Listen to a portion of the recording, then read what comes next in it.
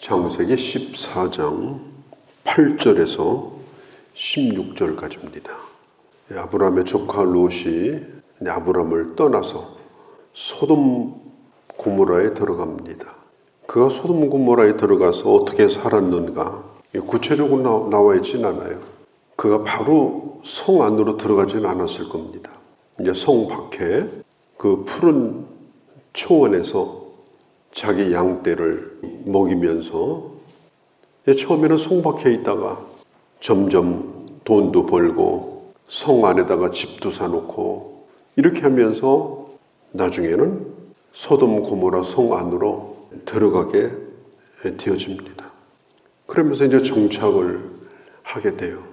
이제 곧 딸들도 결혼시켜서 사위도 얻고 객지 사람이지만은 소돔에서 아주 중요한 사람으로 그렇게 자리를 잡을 수 있는 그런 상황까지 오게 된 것입니다. 소돔 고모라의 그 죄악으로 인해서 의로운 롯이 고통스러워했다. 그런 말씀이 나와요. 이 소돔성에 들어가서 처음부터 잘못된 게 아니고 처음에는 그 성에서 일어나는 죄악들, 자기와 맞지 않는 그런 문화들 이런 것 때문에 굉장히 고통스러워하고 어떻게 하든지 좀 바꿔보려고 나름대로 애도 썼을 것입니다. 그런 고통도 잠시예요. 나중에는 적응이 돼가지고 이제 고통도 사라지고 소돔 고모라 사람이 되어버렸습니다. 말하자면 함량미달이에요. 마음이 없는 건 아니에요. 기도도 했어요. 고통스러워요. 그런데 자기도 모르는 사이에 거기에 동화돼가지고 사는 겁니다. 이제 그런 상황 가운데 있을 때 이제 전쟁이 일어나게 돼요. 영화든지 뭐 만화든지 제일 재밌는 게 이게 전쟁 얘기입니다. 저도 최근에 그 이순신 장군의 한산대첩 영화를 봤는데 얼마나 재밌었는지 몰라요. 스토리의 50%가 다 전쟁 장면입니다. 그 주인공이 얼마나 대단한 사람인가. 이제 그런 것들을 부각을 시키죠. 이게 창세기 14장은요, 대단한 전쟁이에요.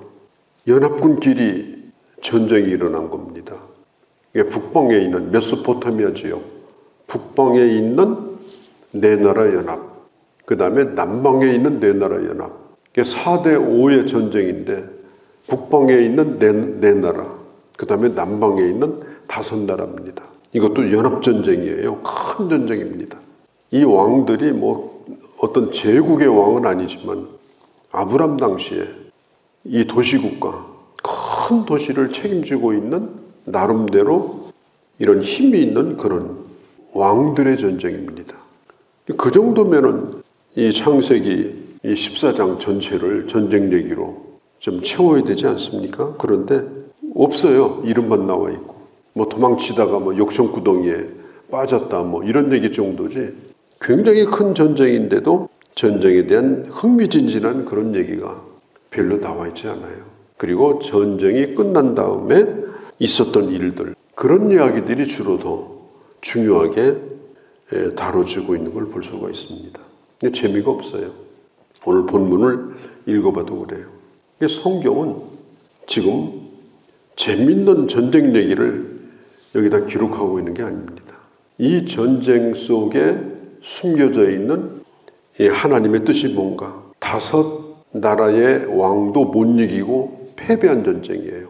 그런데 강력한 북방에 있는 네 나라 왕들과 아브라함이 싸운 거예요.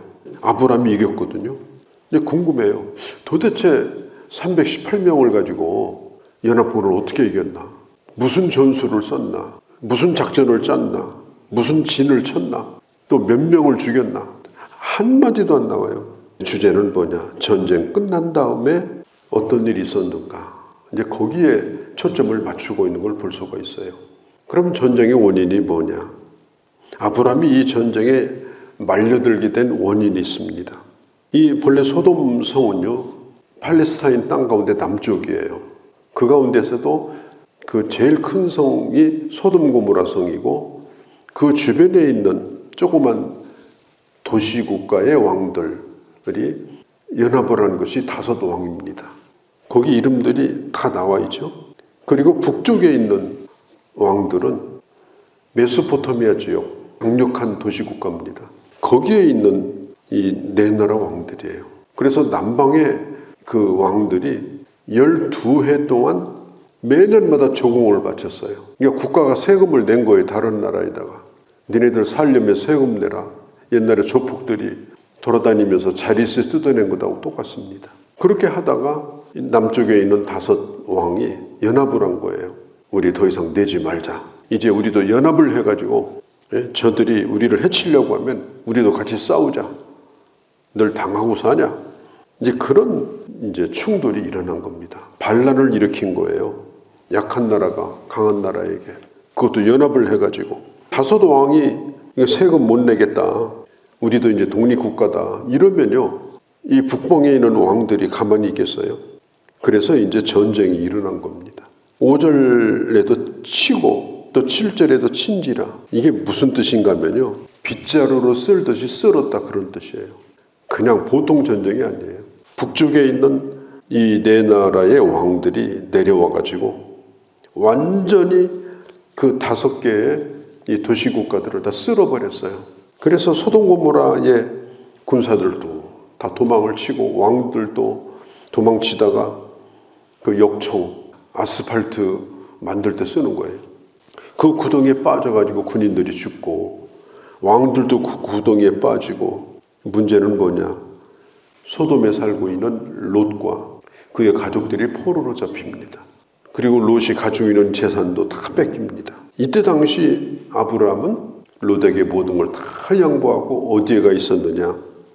헤브론에 가 있었어요. 그런데 도망친 군사 하나가 아브라함에게 와서 얘기를 하는 거예요. 13절에 도망한 자가 와서 히브리 사람 아브라함에게 알리니, 히브리 사람이라는 뜻이 뭐냐면 강을 건너온 사람이라는 뜻이에요. 그러니까 본토배기가 아니고 강 건너온 사람. 뭐 강 건너올 때 큰 배 타고 왔겠어요. 몇 명 배 타고 온 거예요. 그러니까 히브리라는 말은 강 건너온 나그네, 강 건너온 소수의 사람, 다른 데서 온 외지인 이런 뜻이에요. 히브리 사람 아브람, 본토배기가 아니에요. 소식을 알린 겁니다. 소돔이 적의 손에 넘어갔다. 거기 있는 사람들이 다 붙들렸다. 당신의 조카 롯도 그런 일이 있었을 것이다. 이 소식을 들었을 때 아브라함이 연합군과 싸우는 매우 위험하고 무모한 일을 그가 하게 됩니다. 318명을 가지고 어떻게 싸웁니까? 이건 말도 안 되는 거예요. 정신이 거의 나간 사람도 이런 일은 안 합니다. 그리고 아브라함이 본래 또 이런 사람도 아니에요. 자기 아내를 누이라고 속여가지고 결국은 죽을 뻔하고 살아 돌아온 아주 비겁한 이런 사람인데 어떻게 이 아브라함이 이런 용기를 냈을까? 오늘 본문에만 봐도요. 14장 1절서부터 이 왕들의 이름이 이게 몇 번 나옵니까? 세보면 28번이 나와요. 아브라함은 개인입니다. 그런데 왕들이 뭐 28명이건 8명이건 아브라함은 그 왕들을 두려워하는 마음이 없었어요. 왜 그랬을까요? 아브라함이 경험한 게 있습니다. 바로 왕이 자기 아내를 빼앗으려고 할 때 하나님이 바로 왕을 두렵게 해가지고 자기 아내를 되찾아온 그런 경험이 있어요. 하나님은 어떤 왕보다도 강하다. 아브라함이 이런 경험을 통해서 한 단계씩 올라가는 거예요. 실패한 경험이죠, 아브라함이. 부끄러운 경험이죠. 그런데 그걸 교훈으로 삼아가지고 자기 믿음의 실력을 키운 겁니다. 그러니까 왕들의 이름이 아무리 많아도 하나님이 이기신다. 믿고서 사병들 318명을 데리고 나간 겁니다. 이 싸움에서 이겼어요. 어떻게 이겼는지 정말로 궁금하지만 성경에 나와 있질 않아요. 아마 격렬하게 싸웠을 겁니다. 그리고 작전도 뛰어났을 겁니다. 정면 대결해가지고 이게 이긴 싸움이 아니에요. 그리고 무엇보다 하나님이 함께 하셨습니다. 이 싸움의 결과로 롯을 구출했어요. 롯의 가족도 구출하고 제일 뒤에 뭐 나오죠? 그의 재물과 부녀와 친척을 다 찾아왔더라. 이 전쟁에서 얻은 것은 롯을 구원한 것, 또 한 가지는 이제는 히브리 사람이 아니라, 강을 건너온 히브리 사람이 아니라 가나안의 어떤 도시국가의 왕보다도, 왕을 5명 합친 것보다도 나그네였던 이 아브라함이 성도 없고 집도 없는 사람이지만 그 위상이 어마어마하게 높아진 거예요. 예전에는 토박이들 눈칫밥을 먹던 아브라함이었거든요. 그런데 이 일 이후로는 누구도 아브라함을 무시하지 못합니다. 아브라함은 그 지역에서, 남쪽 북쪽에서 왕보다도 더 유명한 사람이 됐어요. 우리가 기억할 게 있습니다.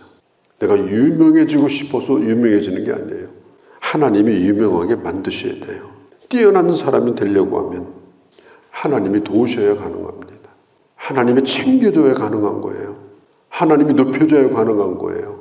내가 내 이름을 높이고 다닌다고, 내가 잘났다고 잘난 게 아닙니다. 하나님이 위상을 높여주면 누구도 무시할 수 없는 그런 하나님의 사람으로 나도 모르는 사이에 하나님이 나를 세워주시는 거예요. 이 아브라함이 이 전쟁하는 건, 이건 정상적인 생각 가지고 할 수 없는 일이었죠. 그가 믿는 구석은 아무것도 없었어요. 318명의 군인들도 아니에요. 물론 성경에 보면은 집에서 14절에 길리우고 훈련받은 사람이다. 뭐 훈련을 집 마당에서 막대기 들고 받은 거지 무슨 전문 군인 훈련을 받았겠습니까? 갑옷이 있겠습니까? 그런데 이기게 된 겁니다. 그리고 그의 위상은 한없이 높아졌어요.